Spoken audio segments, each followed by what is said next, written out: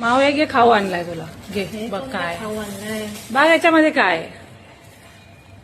वाज येऊन बघ काय आणलंय. बापरे, माझ्यासाठी काय हा, नाही. खोला खोला खोला आम्ही नाही बघा खोला. वाशानेच कळालं आमच्यासाठी. बापरे फाफडा, बापरे माऊ फाफडा. आई फाफडा आणलाय माऊला माझ्या. खातो का थोडासा? बघ बरं खाते का. आल्या आल्या आल्या आल्या. बघू दे जरासं. हे आवडला.